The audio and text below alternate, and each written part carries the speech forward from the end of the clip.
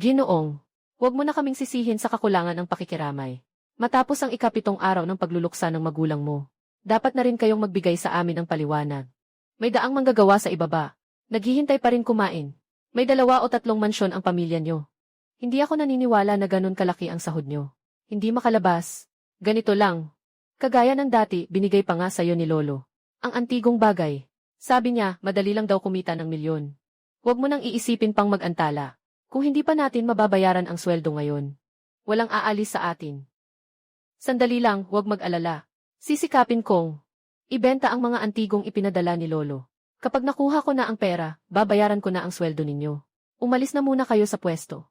Bakit pa kayo babalik sa pwesto? Nireturn na nila ang mga binili nila, at hindi pa nila ibinibigay ang pera. Sa gitna ng tag-init, gumagawa ng cotton jacket. Para sa multo, ngayon ay ang ika-10 araw ko na ng pagkakautang. Dati akong magaling na nagtapos sa malaking kurso sa kultura. Magaling na mag-aaral. Ngunit nagsara ang negosyo ng mga magulang ko. Matapos mawala ng pag-asa at magpakamatay. Iniwan ang isang bundok ng utang. At isang hindi patas na testamento. Cash at ang lumang villa. Ay iniwan sa kapatid na si Chenjai. At ang utang na milyon-milyon sa pabrika. At mga hindi mabentang produkto ay iniwan sa akin. Kaagad na inorganisa ng lolo at lola. Na umalis si Chenjai sa ibang bansa. At pinayagan pa siyang dalhin ang lahat ng cash. Upang makaiwas sa mga pautang na may mataas na interes. Sinadya pang magbigay ang lolo ng isang batch ng peking antigong bagay. Sa aking mga kamay. At nag-anunsyo sa paligid. Na parang wala na akong natitirang daan. Umulan ba ng nyebe sa labas? Pasensya na, Ginang. Nakikita kong bukas pa ang tindahan mo. Bakit ka biglang pumasok? Hindi ko alam kung ikaw ay nakaayos na. Ginoo. Mukhang hindi kita kilala. Mayroon ka bang kontrata? Sa ngayon, wala akong maibigay na pera. Pero may ipinadala ang lolo ko ng mga antigong bagay. Kailangan lang itong maibenta. Makakabayad na ako ng bahagi. Walang silbi ang pagpunta mo sa pabrika. Naubos na ang mga kagamitan. Isa na lang ang natitirang batch ng damit. Ibinibenta mo ba ang mga damit na ito? Ibinibenta. Wala akong kontrata o dokumento. Pero itong jade pendant. Sapat na para mabili ang tindahan mo. Kukunin ko lahat ng ito. Kung marami kang mga damit, bakit hindi mo isuot? Gwapito. Ngayon ang pinakamataas na temperatura ay 38. Naglabas na ng babala sa mataas na temperatura. Kailangan kong isuot ang aking balabal na pangyelo. Ipakita ko sa iyo. Siyempre, pwede ring ipakita. Hintayin mo sandali. Ang kalidad ng aming pabrika ay tiyak na mapagkakatiwalaan. Ang batch na ito ay orihinal na para sa isang malaking kliyente. Hindi ito mura. Lahat ay gumagamit ng dekalidad na materyales. Napaka-smooth. Walang duda sa kalidad ng zipper. Ibalot niyo lahat ito. Sigurado ka, gagamitin mo ba ang piraso na iyon para palitan ang mga sample na ito? Yung piraso ng tela, maaari mo bang ibigay sa akin? Pwede na. Kung ano ang gusto mong kunin, kunin mo lang. Pero kapag nagka-transaksyon na, walang refund.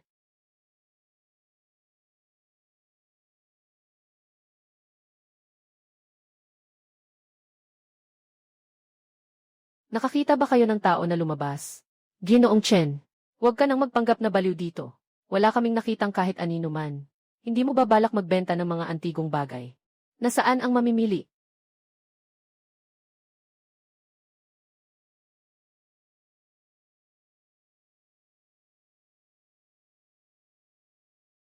Saan mo nakuha ito?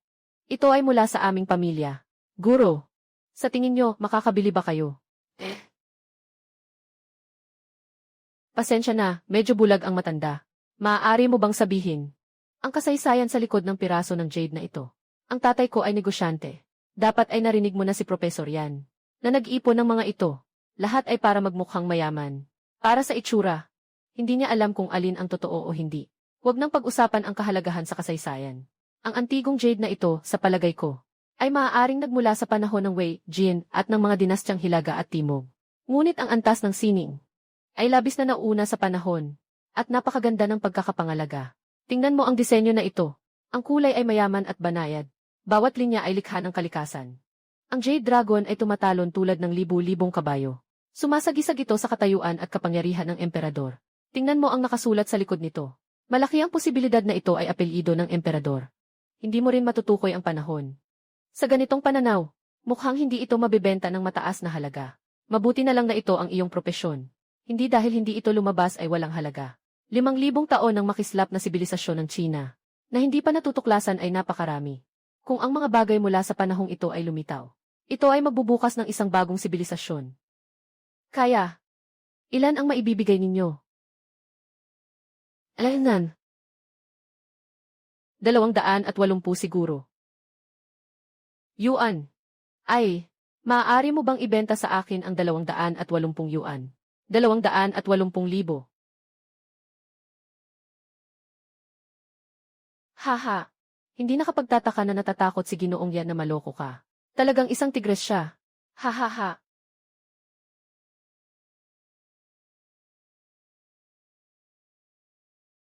Mahal na Ginoo, nakita na po ninyo, kung hindi pa tayo makakahanap ng tao.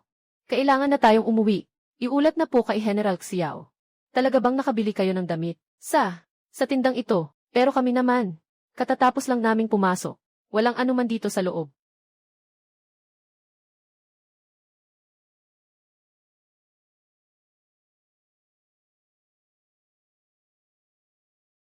Umalis na muna tayo. Prinsip, ayos ka lang ba? Walang masama. Ang mga taon ng digmaan ay nagdulot na ng paghihirap sa mga tao. Kapag dumating ang matinding lamig, kulang ang mga supply, ganitong mga bangkay, sa daan papunta rito. Marami na akong nakita. Sa tingin ko ikaw ay, mas lalo siyang naging walang pakundangan. Inutusan ko siyang hanapin ang mga supplies. Hindi ko naman siya pinapunta. Siya ang pumunta mag-isa. Kung sakaling may mangyari sa kanya dito, kasama kaming buong pamilya ang mapapahamak. Matinding snowstorm. Hindi makapasok ang mga supply sa labas ng lungsod. Huwag nang maghintay na mawalan ng ulo. Hindi pa tiyak kung hanggang kailan tayo mabubuhay. General Xiao. Saan mo nakuha ang mga ito? Dala ni Cheng Yu ang 3 grupo ng tao. Naghanap sa buong lungsod ng mga supply. Ngunit wala silang nakuha. Pati may nagastos pa. Para sa mga ulila at balo sa bayan. Hindi ko akalain na siya na nagdudulot ng gulo ay makakabalik na may dala na mga bihirang damit. Sa silangang bahagi ng bayan may isang tindahan. Doon ako bumili. Silangan. Mahirap na ang silangan ng lungsod. Ngayon wala nang buhay na tao. May mga tindahan pa ba? Cheng Yu, dalhin mo ang isang grupo ng tao. Agad na pumunta. Siya sa atin ang mga tindahan na binanggit ng prinsipe. Kung may natitirang stock pa ang tindahan, kumuha ng kahit gaano karami. Sandali lang. May kakaiba sa tindahang iyon. Sa grupo, ako lamang ang nakapasok. Walang ibang nakapasok. Tama iyon. Tanging ang iyong mataas na kapangyarihan ang makakapasok para makahanap ng tindahan. Sige na. Alam kong ito ay dahil sa iyong mataas na kapangyarihan. Pagdating ng panahon, ipapaliwanag ko ito sa mga kawal. Ang iyong mataas na kapangyarihan ay ang aming tagapagligtas sa hangganan. Ayos na ba? Ang kasalukuyang sitwasyon. Wala na tayong pagpipilian. Kahit na may kakaiba, kailangan pa rin nating subukan. Siyempre, pakiusap, ipangunahan mo ang mga tao.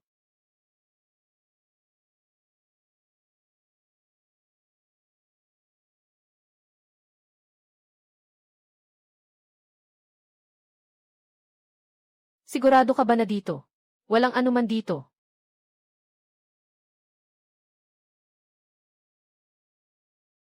Mag-ingat. Lahat maghanda. Pigilin ang mga tindahan.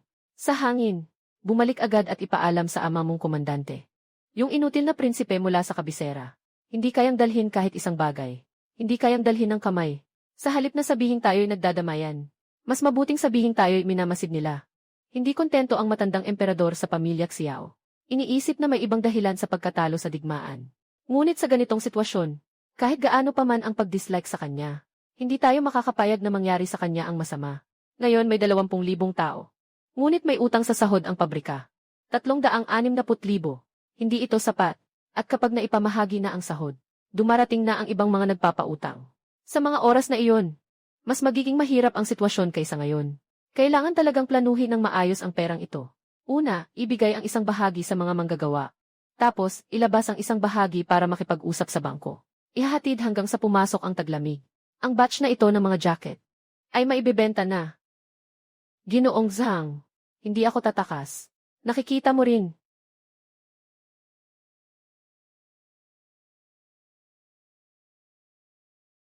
Ikaw, tao ka ba o multo?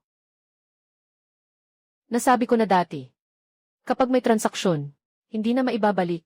Kung sa tingin mo ay nalugi ka, maaari kitang bigyan ng dagdag na damit.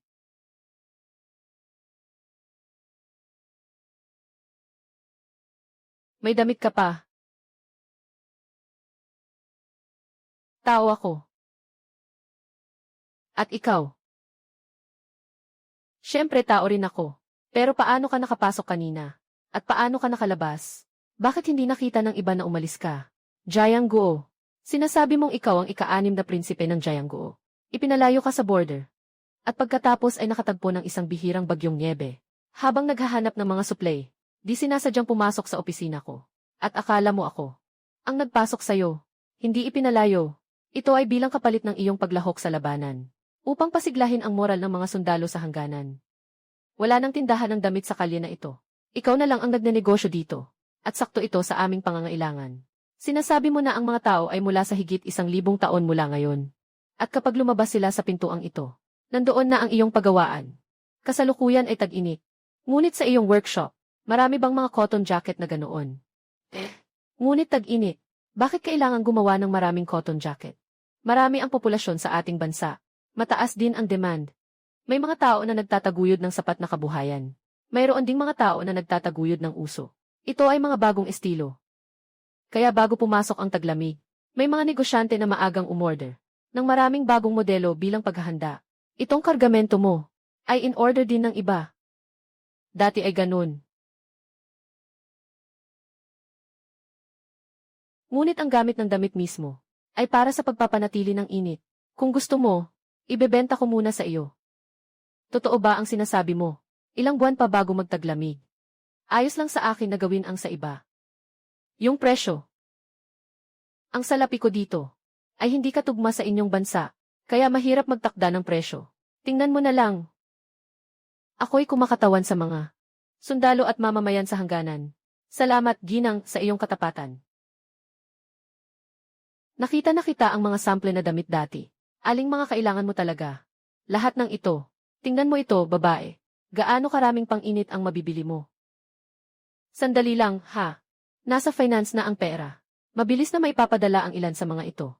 Mag-ayos ka ng ilang manggagawa para sa mga cotton na damit, military coat, sweater at mga thermal na damit. Sa iba't ibang sukat, ihanda ang 300 set bawat isa. At ipadala sa aking opisina. Kailangan ko ng ganitong karaming kalakal. Bakit nandito sa opisina? Kailangan ng kliyente ng sampling check. Ipadala ito agad. Ipinaalam ko sa mga manggagawa na ipadala ang mga damit. Bibigyan kita ng ilang daang set ng bawat isa. Hindi makapasok ang iba. Mahirap din ang paglipat. Yung maliit na itim na kahon. Ano ba talaga ang bagay na ito? Maaari pa bang makipag-usap mula rito? Totoo ba ito?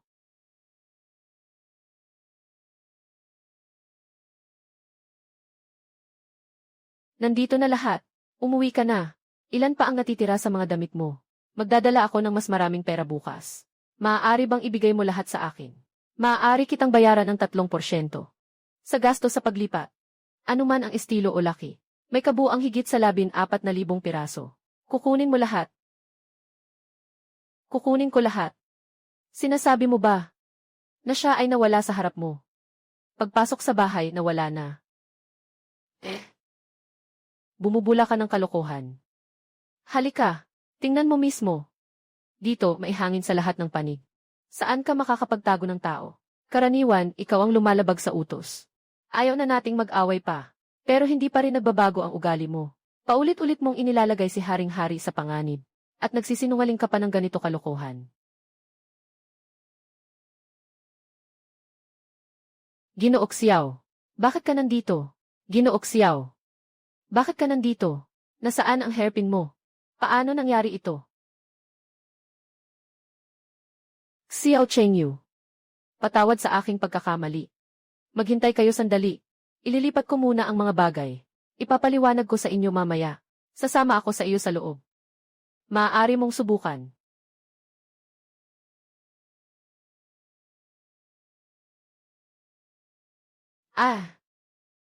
Kung hindi, subukan ulit. Nang dumating si General Xiao, may dala bang pera? Ito lang ang dala ko. Kung hindi sapat, mag-uutos ako ng tao na bumalik para kunin ito. Kasama ang mga ito. Mahal na prinsipe, mayroon din ako ng ilan.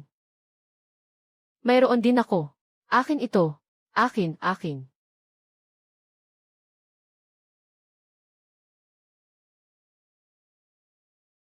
Ang mga ito ay bilang deposito. Bukas pupunta ako para kunin ang mga bagay. Sa bukas, hanggat maaari, huwag magbigay ng ginto o pilak. Bigyan mo ako ng ilang mga bagay na may mga likas na sangkap. Halimbawa, mga kagamitan. Kagamitan sa pagkain. Mga palamuti. Mga alahas at mga pandekorasyon na bagay. CJ. Alainan. Xiao Yu, yung mga nakasulat sa luwad na jade, hinanap ko sa mga dokumento. Totoo ngang kahawig sila ng panahon ng Wei Jin at ng dinastyang Nanbei. Tulad ng karakter na Jiang. Tulad ng karakter na Jiang Ging. Pero kailangan pang patunayan ito. Jiang Guo.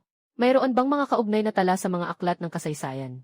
Noong panahon ng Spring and Autumn at Warring States. Nandoon ang sinaunang Jiang Guo. Ngunit ang pangunahing impormasyon ay hindi tumutugma sa antigong jade na ito. Sa kabuuan. Pagkatapos nito, tungkol sa mga bagay mula sa panahong ito, kailangan mo akong kontakin agad. Madali lang pag-usapan ang presyo. May oras ka ba ngayon? Guro, bakit ka nandito? Kung hindi ako pupunta, hindi ko alam na may ilan na ginagamit ang pangalan ko. Gaano karaming diskwento? Alam mo rin, walang pamantayang bagay. Palagi akong maingat sa pagtataya. At saka, hindi ba't wala rin akong inilabas?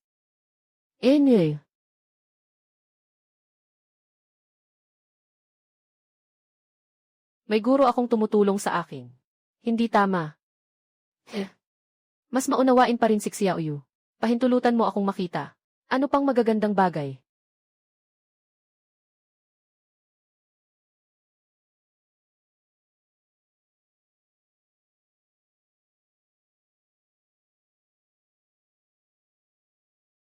Bakit hindi mo ako sinamahan kanina? Para sabay tayong maloko. Sumpain si Laoyan. Ang ating samahan sa mahabang panahon. Ikaw pa ang nagturo sa iyong estudyante na mag-ingat sa akin. Nasaktan ako. Itong lapad na badge na ito ay parang tubo. May nakabaong kawit sa gitna. Maingat mong tingnan dito. Yung pagkasira nito, malinaw na palagi itong ginagamit. Hindi ito simpleng pandekorasyon na aksesorya. Napanatili pa rin ang kanyang functionality. At hindi ito nabawasan sa lahat. Ano nga ba ito? Nauri ng panahon. Na kayang pagsamahin ang dalawang bentahe. At maipamalas ang mga ito ng sabay. Talagang may kahalagahan ang bagay na ito sa panahon. Pero ako ay medyo pangkaraniwan lang. Mas masigasig pa rin akong alamin. Magkano ang mapapalitan nito? Sa kasalukuyan namang sitwasyon, halos mapunit na ako ng mga nangungutang sa akin. Sa panahong iyon, may sarili palang teknolohiya sa paggawa ng barya. Kailangan pang patunayan. Akala ko, isang maliwanag at panandali ang maliit na bansa lamang. Ngunit nang makita ang paglitaw ng barya, talagang nakakagulat. Sa ganitong bansa, walang tala sa kasaysayan. Maliit na Vietnam mga bagay na ito. Ayaw bang minana mo rin? Sigurado ka bang pareho ang panahon? Hindi sigurado. Di tiyak. Ano sa tingin mo? Hindi ganoon kasimple ang batang babae na ito. May lihim siya. 500,000.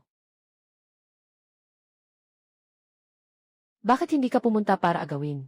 Ito ay bihira. Napakahalaga sa koleksyon. Pero kahit sa auction hindi rin. Kakausap ko lang yung batang yun sa Zoo Family. Pinapagawa niya sa akin magtakda ng presyo. Hindi siya magbaba ng presyo. Ano nang alam niya? Mayroon lang siyang ilang pahirap na pera. Hindi makipag-negotiate sa bilihan. Hindi niya alam na niloloko siya. Kung ako ang lolo niya, papalitan ko siya sa angkan. Hindi kanya lolo. Binili niya ito para sa kanyang lolo. Lalong-lalo na ang lolo mo ay mas nakakaalam ng kasaysayan kaysa kanino man. Sigurado ka bang ayaw mo na?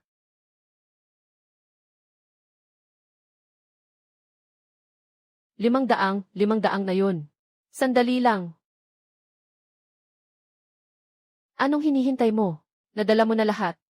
Hindi kaya hindi lalabas. Yung dekorasyon na to, trip lang ba na 3,000? Ang materyal ng bagay na ito ay kakaiba. At ito ay may sira. Ito ay isang malaking depekto. Kung gusto mo, panatilihin mo na lang bilang alaala. Hindi ka naman kapos sa 3,000 piso. Ayos lang.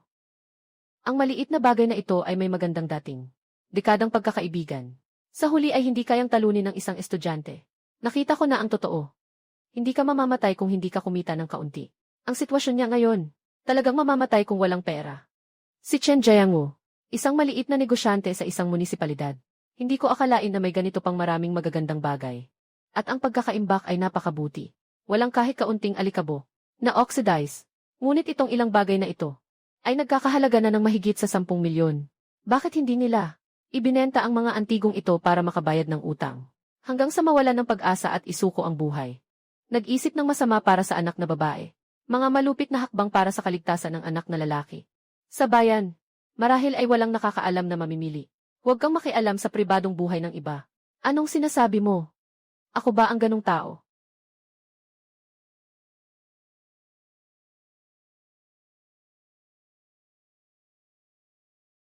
Hindi pa ako nakakita ng ganitong kalaking pera sa buhay ko. Kailangan kong magbayad ng buwis bukas agad. Pagkatapos, ibibigay na ang sahod. Kailangan munang bayaran ang utang sa bangko. Tapos, isasara ang bayad sa mga supplier. Kapag pinag-isipan, parang wala na talagang natira. Sobrang kulang pa nga. May ilan pang personal na utang. At isang mataas na interes na utang. Mula sa 1 milyon, halos umakyat na. Ng 3 milyon ang mataas na interes na utang. Pero hindi ko babayaran ang utang na ito. Dahil siya ang aking mabuting ama.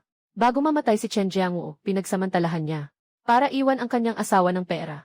Putang ina. Hindi ba sinabi ng matandang babae na dito nakatira ang apo niya? Nabili ang dami-daming antigong bagay. Pero hindi pa rin binabayaran ang pera namin. May tapang ang batang ito ah. Huwag mo sanang masagasaan sa kamay ko.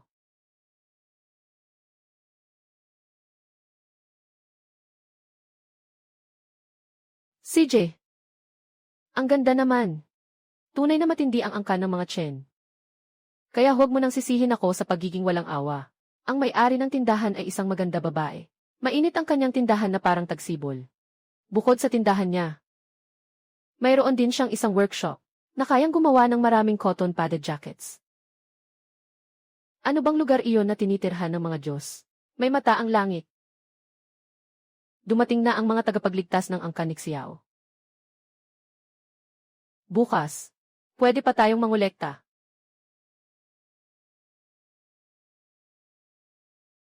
Kaya kung magbabayad tayo, may pag-asa na tayo. Hindi na tayo kailangang maghintay ng kamatayan dito. Prinsip, handa akong ibigay ang lahat ng aking pera. Naway matulungan mo kaming mamili bukas.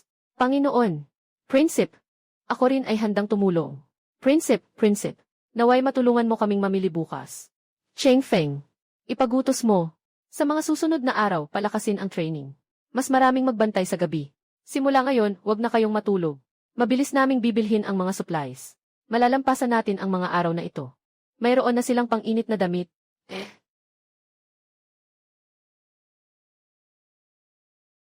Mahal na Ginoo, ako'y kumakatawan sa mga mamamayan at mga sundalo. Maraming salamat sa iyong tulong, mahal na Ginoo. Mga general, mangyaring bumangon.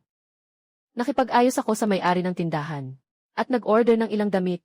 Kung walang sasalungat, dapat ay may 140,000 na kaso. Magkano? 140,000. Pero kakaiba ang tindahan. Bago pa man makuha ang mga bagay, hindi ako makapagsiguro. Maingat pa rin ang iyong kaharian sa pag-iisip. Magpahinga ka na muna.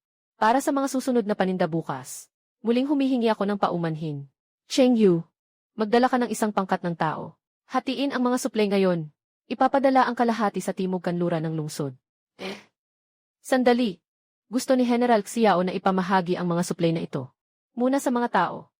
Marami pang mga matatanda at mga bata sa timog ng lungsod. Sila'y mahihina na sa katawan. Mas kailangan nila ang mga suplay na ito. Sa kampo ng mga sundalo, puro mga batang malalakas ang katawan. Maaari pang tiisin. At karamihan sa kanila ay mga pamilya ng mga sundalo. Alagaan sila para mas makapagpahinga ang mga sundalo. Tungkol sa natitirang kalahati, bukod sa ibigay sa kanyang kamahalan, lahat ay ibigay sa mga sugatang sundalo at mga doktor sa kampo. Kayo ang huling depensa sa hangganan. Dapat unahin ang mga kawal sa lahat ng bagay. Maging sa mga baboy, ikaw ang punong commander. Ang larangan ng digmaan ang dapat mong isaalang-alang. Ang mga maharlika ay nalululong sa aliw. Samantalang ang hangganan ay nagdurusa. At may mabigat na buwis. Hindi natin isasaalang-alang. Ang pagpapabaya sa mga tao na kumain ng 2 paa na tupa. Tumahimik ka. Salamat sa iyong paalala, mahal na Ginoo. Alam ko na kung ano ang dapat gawin. Yung sinabi mo kanina tungkol sa pagkain ng 2 paa na tupa. Ano ang ibig sabihin nun?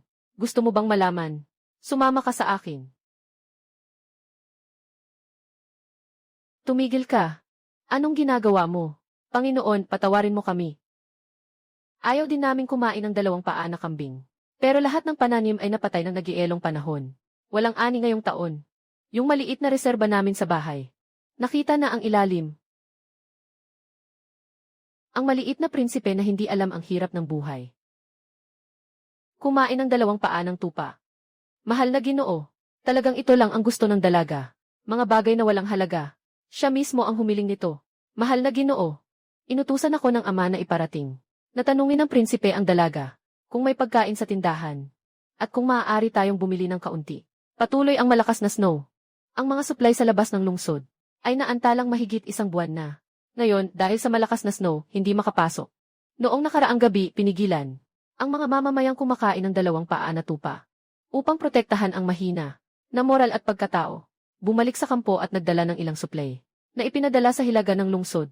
Ngayon, sa kampo, hindi na rin ito tatagal ng ilang araw.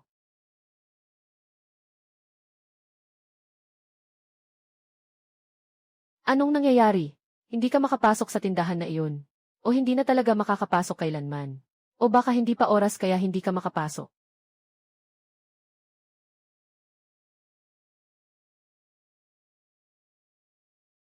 Tia, narinig ko na hindi ka umuwi kahapon. Naibigay na ba ang sahod ng mga manggagawa? Naging malilimutin na ba si Lolo? Pinalitan ko ang pangalan ko. Ano nang ginagawa mo dito? Paano ka nakapasok dito?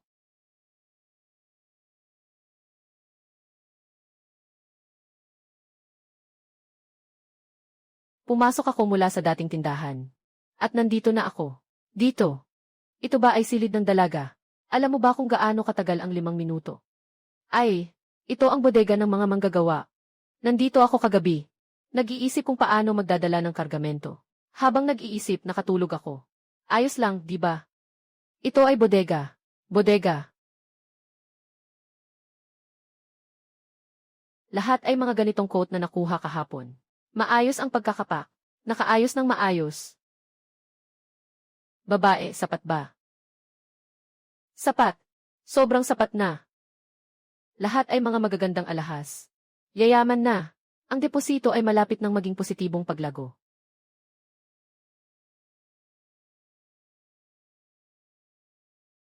May pag-asa na ang mga sundalo at mamamayan sa hangganan.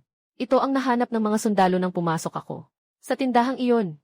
Sabi nila, kakaiba ang material. Hindi na susunog. Hindi na puputol. Narinig kong mahilig ang dalaga sa mga pambihirang bagay. Sadyang pinadala ng sabay. Talagang gusto ko ito. Pasalamatan mo ang iyong mga tauhan para sa akin.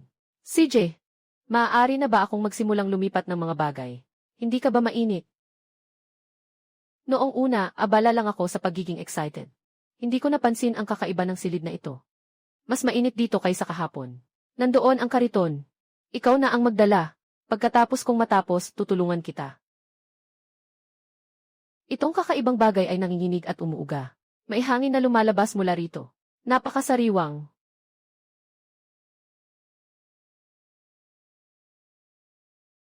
Miss Chen, anong nangyari sa'yo? Parang nahanap ko na kung bakit ka pumasok. Lumabas ka muna. Pumasok ka ulit pagkatapos ng 5 minuto. Gaano kalayo ang 5 minuto?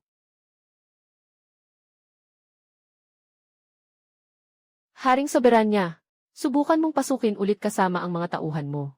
Alam mo ba kung gaano katagal ang 5 minuto? Ginoong Chen. Ikaw.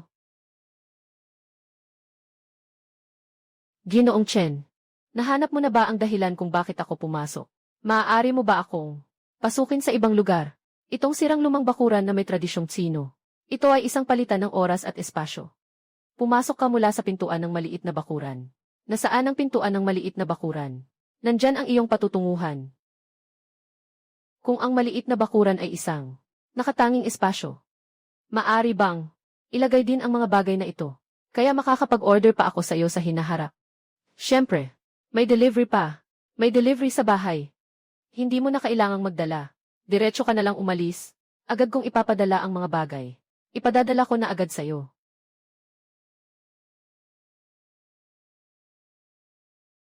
Ayan, Gil. Chen, bukod sa paggawa ng damit, may iba pa bang ginagawa ang iyong workshop? Kung kailangan mo, maaaring gawin. Nagbibiro lang. Ito ang pinakamalaking sponsor. Ang ganitong magulong paraan ng paghahatid. Gusto ko ito. Kailangan ko pa ng panggatong at pagkain. Para sa ilang tao. Mga 9 na tao siguro. Yung pera, ibibigay ko na lang sa'yo. Pwede kitang dalhan. Walang problema. Bukas ng gabi, punta ka na lang kunin. Gaya ng biglaang pag-atake kaninang umaga.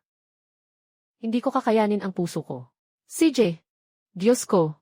Lahat puro bulaklak. Lumipad ang bulaklak mula sa pintuan. Ilusyon. Siguradong ilusyon lang ito. Ano itong uri ng mahiwagang sining?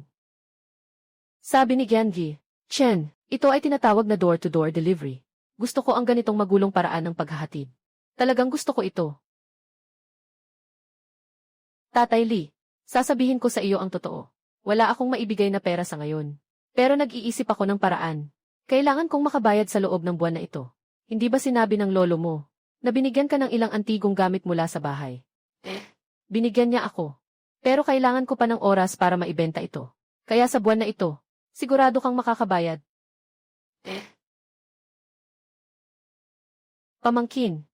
Alam mo, hindi rin madali para sa akin. Kaya ko ikaw pinipilit. Bilang isang babae, hindi rin madali para sa iyo. Kung may mangyari, sabihin mo lang. Tiyuhin mo, gagawin ang lahat para tumulong. Sasabihin ko lang. Talagang may kailangan akong sabihin kay Uncle Lee. Yung kumpanya ng karbon na pinasukan mo, mayroon pa bang natitira ngayon? Meron. Pero yung negosyo na pinasukan natin, hindi pwedeng utangin. Hindi pwedeng mag-utang. Ako ang tumutulong sa mga tao na bumili. Siya ang nagbayad sa lugar. Totoo ba? Gaano karami ang kailangan mo? Kung anong meron ka, yun ang kailangan ko. Walang problema. Ibigay mo sa akin ang contact details ng taong iyon. Kung talagang magiging matagumpay ang transaksyong ito, utang sa'yo ni Shoshu ang isang pabor. Ihatid mo ang mga bagay sa MZ Street. Yung bakanting bodega doon. Aayusin kong may tumanggap. Kakausapin ko na ang tao para dalhin ito. Sige, malinaw. Tanging cash on delivery ang tatanggapin ko. Walang problema. Salamat, Kuya Lee. Handa na ang uling at bigas. Naghihintay na lang na kunin ni Daddy ang bayad. Susunod na. Oras na para ayusin ang mga bagay sa bahay. Kailan ka darating? Sa huli, pinili mong humingi ng tulong sa batas. Medyo natuwa si Professor Yan. Napakabigla ng lahat ng ito. Hindi rin ako nakaprepare. Pero maliit na bagay lang ito. Pakipuntahan mo na lang po. Pasensya na po talaga.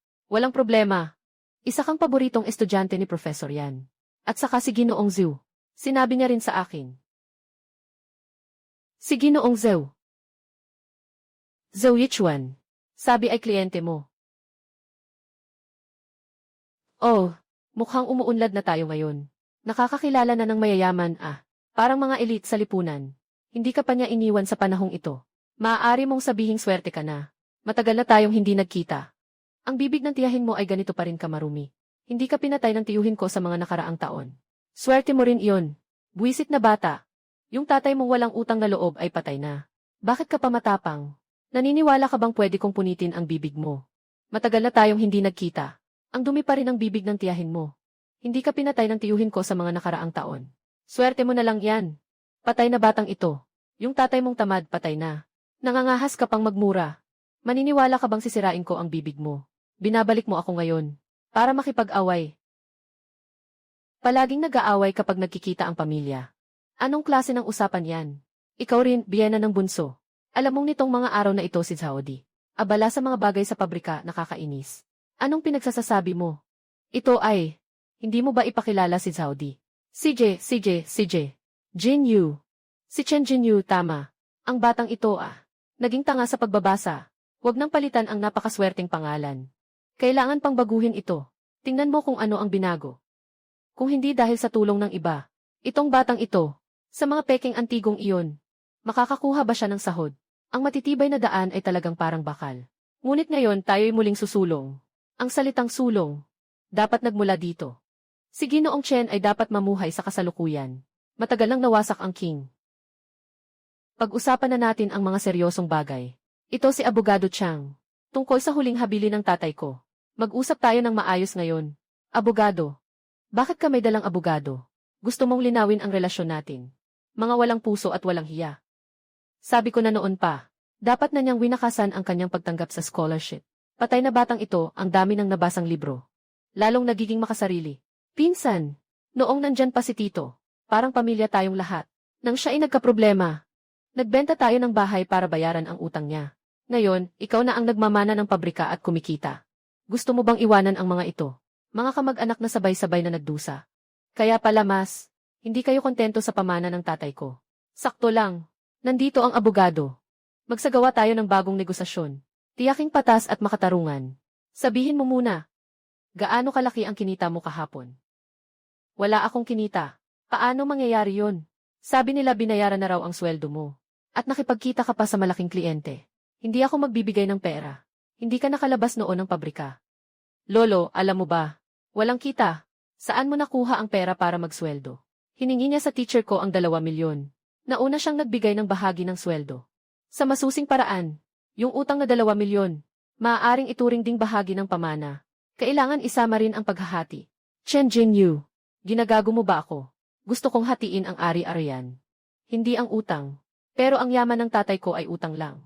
Kinuha ni Chen Jai ang lahat ng ipon. Di kayo alam. Sabi ng pinsan ko na tayo ay parang isang pamilya. Tama iyon. Yung malaking bahay na ibinenta ng tiyuhin ko, ay binili ng tatay ko. Yung trabaho ng tiyuhin at tiya ko, ay inayos ng tatay ko. Pati yung pag-aaral ng pinsan ko, ay sa pera ng tatay ko. Ngayon, ang tatay ko ay bankrupt at may utang. Bilang isang pamilya, hindi ba't nararapat na mag-ambag kayo sa kanya? Paano? Kahit na magkadugo tayo, ayaw pa rin ninyong na ako lang ang magbabayad. Para sa tuition ko sa kolehiyo, nangutang ako ng tulong pinansyal. Dahil ayaw kong makipag-ugnayan kay Jingda at kay Chenjai. Hindi man lang nila ako binigyan ng kahit 1 sentimo. Walang maniniwala kung sasabihin ko ito. Sila pa ang nagbigay sa akin ng ganitong hirap. Mga tunay kong magulang pa.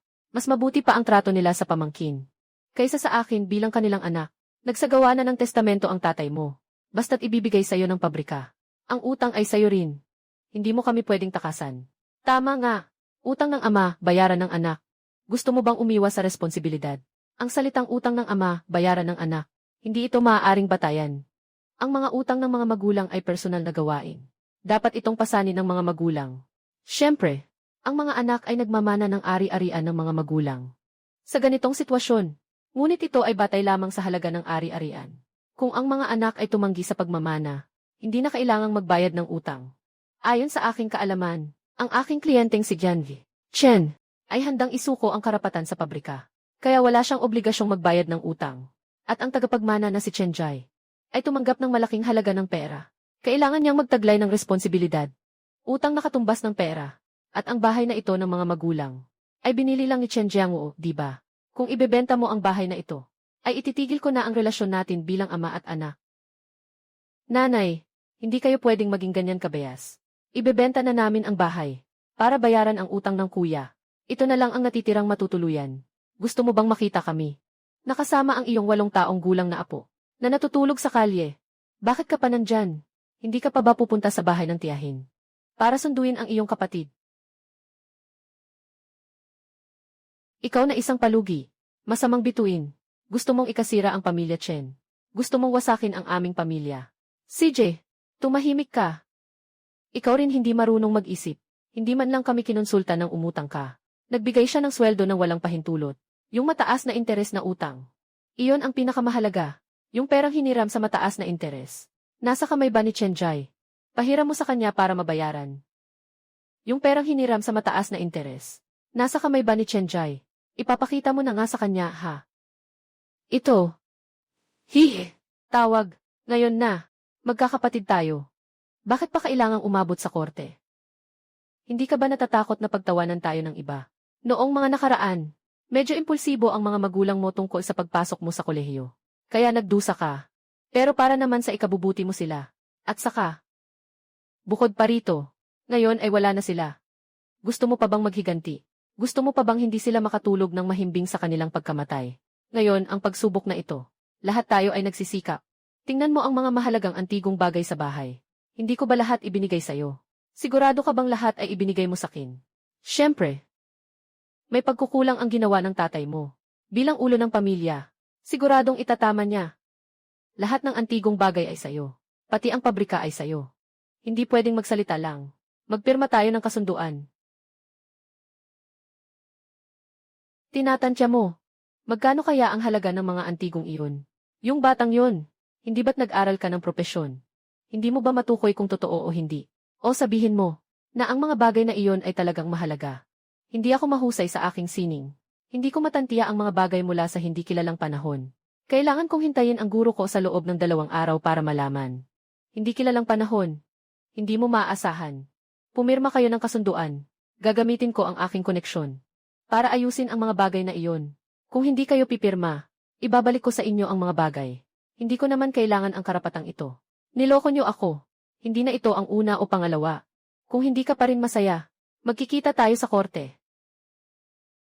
Gusto mong mag-isa lang ang pagmamay-ari ng pabrika. Nababawi ka, hindi mo kami pinapansin. Huwag muna nating pag-usapan kung kikita pa ang pabrika sa hinaharap. Kung kikita pa ba ito o hindi. Sinasabi ba ito lola at lolo? Walang pag-asa sa mga nalulugi. Sobrang kasalanan. Ang pamilya Chen ay talagang mala sa loob ng 8 henerasyon. Nakapanganak ng isang ganitong manghuthot. Pinagpaguran ka naming maging isang kolehiyala. Hindi mo na kami alintana sa hinaharap. Yung mga antigong iyon, kung sana ay makabayad sa utang. Hindi na magpapakamatay ang mga magulang ko. Tinatanggap ko ang pabrika. Talagang may malaking panganib. Hindi ba't kailangan kong magbayad ng utang? Kayo pa rin ba ang magbibigay ng bahay na ito? At ang pera para sa kabaong ko? Ang ganda ng isip mo. Hindi ba't ganito nga? Hindi kayo nagbibigay. Pero gusto ninyong umani. Saan ka nakakita ng ganitong lohika? Itong batang ito, masyadong mataas ang pangarap. Gusto bang umangat? Talagang imposibleng mangyari. Kahit na totoo ang antigong bagay, hindi pa rin mababayaran ang utang. Kung sakaling magbago siya ng isip at mag-apela, hindi na mapapanatili ang bahay at ipon. Lahat ay mawawala. Isuko ang pabrika na walang kinabukasan. Kahit na ito ay makakatulong sa atin. Isinusuko namin ang karapatan sa mana. Nandito ang kasunduan. Dahil si Chen Jai ay isa ring tagapagmana. Perma, personal, kailangan din siyang pirmahan. Mula sa simula, hindi mo naman naisip na isuko ang karapatan sa mana. Mahirap ang relasyon ng mga tao sa maliit na bayan. Walang silbi kung isusuko ko. Lahat ay napipilitang sumunod. Kilala lang ako ng mga tao. Isang target na itinulak palabas. Kung ganon, mas mabuting lumapit ng kusa. Maaari pang magamit ang pagkakataon para putulin ang mga problemang darating. Kaya, sigurado ka sa mga antigong ibinigay ng lolo mo. Talaga bang may tiwala ka? Hindi nila naiintindihan ang merkado ng antigong bagay. Marahil ay nagtanong sila sa ilang tao. Hindi umabot sa inaasahang presyo. Kaya't itinuring na basura at ibinigay sa akin. Sa inyong mundo ng antigong bagay, talagang may usapan tungkol sa kapalaran. Inutusan ako ni Ginoong Zhu na ipasa ito sa iyo. May kinalaman siya sa antigong bagay na hawak mo. Sobrang interesado. Kung may ilalabas ka pa sa hinaharap, maari mo siyang isaalang-alang. Walang problema. Pasensya na at inabala kita, Attorney Chang. Kakainin kita ng hapunan. Sa susunod na lang, may kailangan pa akong asikasuhin. Sa susunod na kalahating buwan, nandito lang ako. Kung may tanong ka, maaari mo akong kontakin anumang oras. Salamat. Ang perang ito sa kamay. Ang plano ay unahin ang sahod at bayaran ang utang sa bangko. Ngunit ang mga tao sa pamilya Chen ay nakialam. Kailangan kong magbago ng isip. Kakatanggap ko lang ng sahod tapos ay naipit na. Hindi ko alam kung paano ko matatapos ang utang na ito. Bakit sila naiinggit? Bago pumirma ng kasunduan, wala akong ibabayad kahit isang sentimo. Hindi ko sila papayagang makakuha ng kahit kaunting benepisyo. Gamitin ang natitirang pera para bumili ng bigas. Bukas, darating yung mahiyain na prinsipe. Pwede mong dalhin ang mas marami. 200 bag ng 20 libreng harina. Unang klase ng harina 2.0 bawat kilo, 200 bag. Harina at sinulid na pulbos 2.0 bawat kilo, 200 bag. Noodles na may sinulid, 120 yuan. 200 kahon ng pansit. 200 kahon ng pansit. 10.0 na instant noodles, 200 kahon ng pansit, 2.0. Instant noodles, 200 kahon ng instant noodles. 200 kahon ng tuyong kabute at tuyong itim na kabute. Tuyong pansit, 150.0. 500 bote ng 5 litrong mantika. 500 kahon ng asin, 60 pakete bawat kahon. Doon ay malakas ang snow. Napakalamig. Mag-order pa ng ilang sariwang karne. Basta't ilalagay ito sa labas at freeze ng isang gabi. Parang katumbas na ng pagyelo, di ba? Hindi rin maganda ang palaging kumain ng frozen na karne. Magdagdag pa ng ilang longganisa at tosino. At mga patatas at labanos. Mga gulay na madaling itago. Bumili ng marami hanggat maaari. May natitirang mahigit 500,000 sa card. Bumili pa ng ilang mga instant na pagkain. Tulad ng baozi, manto, jayaozi at tangyuan. At pati na rin ang shuzuabing at rujamo at bi. Magsimula tayo sa mga ito. Mag-iwan ng 100,000 para sa reserba. Pumunta ka bukas sa warehouse doon para kumuha ng mga kalakal. Naipadala ko na sa iyo ang listahan. Kailangan mong tiyakin na tama ito bukas. Ayan, Gil. Chen, anong mga kalakal ang darating bukas? May pera ka na para ibenta ang mga ito. Kailan? Ibabayad ang sahod natin. Hindi ako nagbebenta ng mga bagay. Saan manggagaling ang pera para sa sahod? Mag-asa ka ba kay Chen? Kaya kailangan mong magmadali. Huwag mong hayaang maantala ang sahod hanggang next year. Mag-alala ka. Sisiguraduhin ko na kapag may pera na.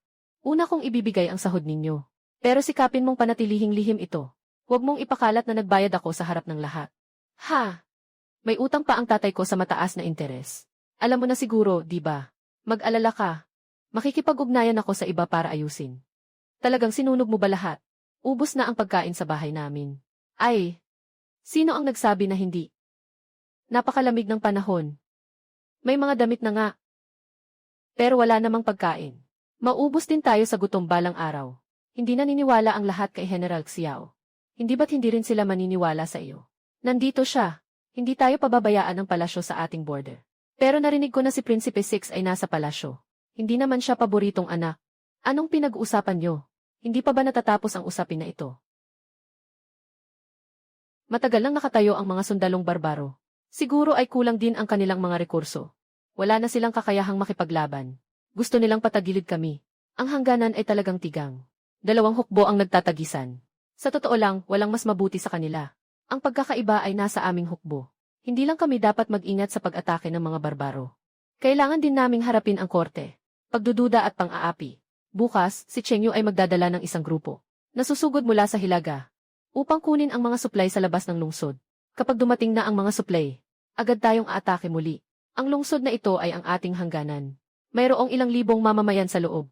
Hindi na tayo makakapag-atras. At basta sapat ang suplay ng pagkain. Maaaring ang malakas na snow na ito ay maging pagkakataon natin para makabawi. Ang mga pagkain na binili ko sa tindahan ay darating bukas. Tiyak na may panganib ang pagtakas. Mas mabuting hintayin muna ang suplay na ito. Kung sapat na, pwede nang direktang sumugod sa lungsod. Sabi mo na rin, ang workshop ng dalaga ay pangunahing gumagawa ng kasuotan. Nga, tinatayang halos 10,000 sundalo at mga tao. Kaya naming bumili ng pagkain para sa ilang araw. Pero kung bibili ng malakihan, hindi na praktikal. Kailangan nating suportahan ang mga tao at sundalo sa hangganan. Kailangan pa rin ang tulong ng korte. Basta't dumating na ang mga suplay ng korte. Tiyak na mapapalayas natin ang mga asong iyon. At sila'y magtatakbuhan sa takot. Kami sa hukbo ng Xiao. Hindi pa kailanman naging ganito ka walang magawa. Tinanong niya kami tungkol sa bilang namin. Naniniwala ako na makakapagbigay siya. Maghintay na lang ng isang araw. Maaari rin itong maiwasan ang walang kabuluhang sakripisyo. Sundin lang ang utos ng kanyang kamahalan. Bukas, hintayin muna ang mga suplay ng pagkain. Ano bang alam ng kanyang kamahalan? Tiyak na magkakaroon ng sakripisyo sa pagtakas. Ngunit basta't makakabalik tayo ng may suplay ng pagkain. Lahat ay sulit. Kakalutas lang niya ang isang malaking problema sa hangganan. Hintayin na lang natin. Sa anumang kaso, isang araw lang naman. Hindi naman ito makakaantala ng anuman. Sa wakas, prinsipe ito na ipinadala ng kanyang kamahalan. Hayaan siyang makita ng malinaw ang kahalagahan ng suplay ng pagkain sa hukbo. Hindi naman ito masamang bagay, di ba? Mahal na Ginoo, ang pamilya ko, ang Xia, ay tapat sa loob ng maraming henerasyon. Sa kanyang kamahalan, hindi kailanman nagkaroon ng pagdududa. Alam ko naman iyon. General Xia, magkakaroon ng suplay ng pagkain. Tinitiyak ko sa iyo. Ang bansa niyo ay ang ganda talaga. Salamat mo sa lolo na yun para sa akin. Ikaw, nakatayo ka sa niebe. Naghihintay na magbukas ako ng pinto. Kapag walang ginagawa, dumating na lang at maghihintay. Babae, tingnan mo ang mga bagay na ito. Ilan ang sapat para makakuha ng pagkain? Sa pagkakataong ito, naglakbay sa ibang bayan para bumili ng suplay ng pagkain. Partikular na nagdala ng mga hiyas na ipinagkaloob ng emperador, upang matiyak na makuha ang mga kinakailangang suplay para sa mga sundalo sa hangganan. Hindi ako magtatagal kahit kaunti. Tiyak na ito ay tiyak na kalkulado. Sa bansa ninyo, maaari bang ipambayad ito? Hindi. Kaya nga, inutusan ka ng iyong ama na dalhin ang kahong ito sa hangganan bilang espiritual na pagkain. Itong bagay na ito, syempre, ito rin ay simbolo ng katayuan at kayamanan. Tiwala sa iyo ng iyong ama sa hari. Sapat na bang detalyado ito? Gusto mo ba? Napaka-detalyado. Gusto ko talaga. Pero kasi, maaaring kumain ng pagkain ng estado. Pagkain ng estado, ibig sabihin ay pupunta sa isang lugar na may libreng pagkain at tirahan. Ayos lang iyon. Sige na. Sobra na ang ibinigay mo dati.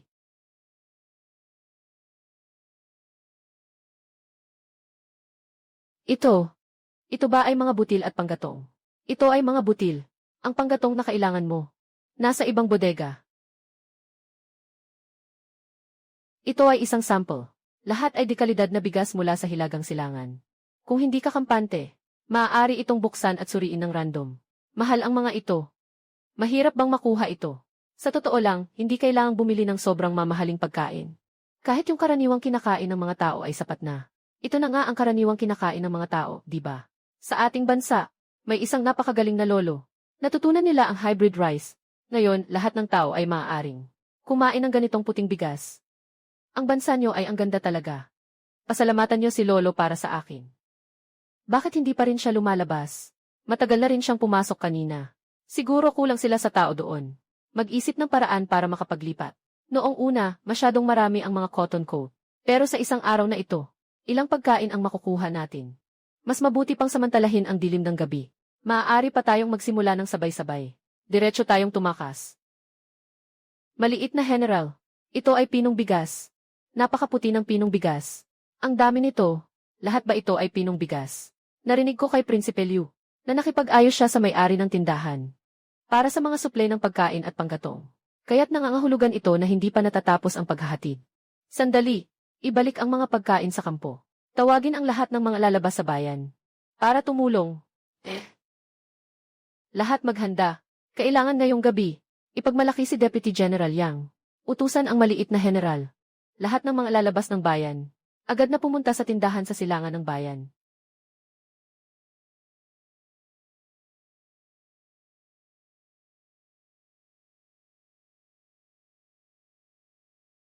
Umalis ka na muna. Papasok ka pagkatapos ng 10 minuto. Dadalhin kita para mangolekta ng panggatong na bato. Gaano katagal ang 10 minuto? Siguro 1/4 oras. Ayos. Pasensya na. Bumili ako ng kaunting pagkain sa daan. Nakaabala ako ng kaunti. Gusto mo bang kumain tayo ng sabay? Kung ganon, susunod na lang ako. Ito ay tinatawag na barbecue dito sa amin. Tulad ng pangalan nito. Ito ay inihaw sa uling. Anong tubig ito? Ito ay tinatawag na cola. Sikat ito sa amin. At narito ang mga manto at bao na ibinigay ko sa iyo ngayon. Lahat ito ay gawa ng pabrika. Mayroon akong 2 pabrika ng pagkain. Kahit na ito ay dati na, at huminto na, ngunit hindi ito hadlang sa akin. Nabuhayin muli ang mga ito. Siopaw at mantu. Maaaring gawin sa workshop. Mabilis ang takbo. Mataas ang kahusayan. Kung kailangan mo, mayroon kang sapat. Ngayon, sa hangganan, nakakakain na ng maayos. Iyon ay napakaluhong bagay na. Ang ganitong simpleng trabaho ay pwedeng ipagawa sa mga tao. Ngunit sinasabi mo gaano kabilis. Gaano kabilis? 2 araw. Kaya bang gumawa ng libu-libong tao? Kailangan bang makipaglaban? Sabi ni General Xiao, may kalamangan sa laban na ito. Inaasahan ko ito. Basta't manalo tayo. Dapat ay magiging masaya ang ama ng hari. Baguhin ang pananaw sa Xiao Family Army. Sakto lang na samantalahin ko ang pagkakataong ito upang ipaalam sa ama ng bansa ang tunay na sitwasyon sa hangganan. Mahirap ang usapan sa loob ng 2 araw. May hirap. Sa kabila ng lahat, hindi pa nagsisimula ang pabrika. Ngunit kailangan nating magmartsa at makipaglaban. Mas inirerekomenda ko sa iyo ang isa pang uri ng pagkain. Sapat na para sa lahat at madaling dalhin. Anong uri? Hintayin mo. Lalabas ako para bumili ng sample para sa iyo.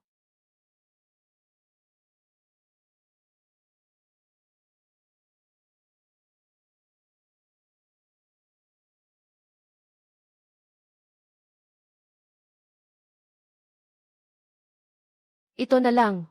10,000 tao ang dami. Kaya mo bang ihanda, miss? Walang problema. Sa susunod, kailangan pa rin ng mga maselang bagay. Wala bang ginto at pilak? Maliban sa mga iyon. Tulungan mo akong maghanap kung mayroon kayong nakuha mula sa abo. Na ganong klase ng kahoy. Naiintriga ako. Kapag pinagsama-sama ang maliit na bakuran, ano ang magiging gamit nito? Ang pagsunog ng uling ay naglalabas ng carbon monoxide. Kailangan buksan ang bintana para sa bentilasyon. Kung hindi, magkakaroon ng pagkalason. Alam niyo ba iyon? Kapag nagsusunog ng bato, kailangan buksan ang bintana para sa bentilasyon. Huwag kailanman isara ng selyado ang mga pintuan at bintana. Your Highness, nakuha mo na ang hula. Anong nangyari kanina? Maaari pa ba siyang makabalik? Bibili pa ba si girl ng mga bagay?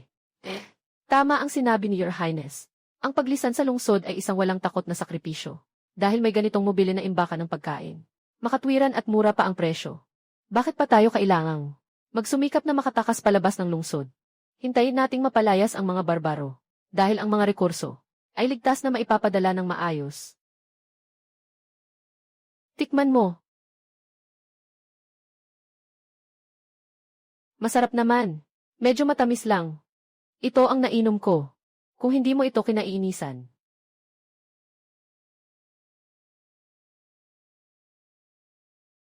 Ang ganitong pagkain ay lumalambot sa tubig. Isang piraso ay nakakabusog. Susugod na tayo sa lungsod. Kung ang mga sundalo ay makakapagdala ng ganitong pagkain. Ako at si Gyangi, Chen, ay nagtakda ng 5,000 tao. Darating bukas. Matalino ang inyong kataas-taasan. Ayaw pa rin ba niya ng pera? Aking ipapakuha ang mga bagay ngayon din. Hindi ko inaasahan na ganito karami ang pagkain at batong panggatong. Talagang hindi ko ito naisip. Hindi ako nakapaghanda ng marami. Ngayon tapos na ito. Sa susunod, mag-ipon tayo ng mga bagay. Mahalagang hanapin ang mga kakaibang piraso ng kahoy na nakuha mula sa tindahang ito. Talaga bang gusto niya ang mga bagay na iyon? Seryoso, gusto niya ang mga iyon. Mag-uutos ako ng paghahanap sa buong lungsod. Kukunin natin ang teritoryo ng mga barbaro. At hahanapin siya. Ang 5,000 toneladang uling ni Tio Lee. Ihahatid bukas. Kailangan ding bumili ng sapat para sa 50,000 tao. Mga compressed biscuit. Kailangan na tayong magpalit ng kaunting cash. Guro, may oras ka bukas. Ayan, Gil. Chen, ang hirap mong hanapin. Hindi sumasagot sa telepono. Parang naglaho. May utang ang tatay mo sa amin. Gusto mo bang umiwas sa bayad? Sinabi mo rin, na utang ni Chen Jiangwo. Oh, pumunta ka roon at tanungin siya. Huwag mo akong gawing biro. Sabi ng tatay mo, kahit na magbenta ka, mababayaran mo ito. Agad na kunin ang pera. Kung hindi, sino ang hindi nagbebenta? Nasa kamay ni Chen Jai ang pera. May 2 o 3 milyon. Sasabihin ko sa inyo ang kanyang lokasyon. Nakakainis kayo. Parang bola na pinapasa-pasa. Kailangan kong makuha ang pera ngayon araw.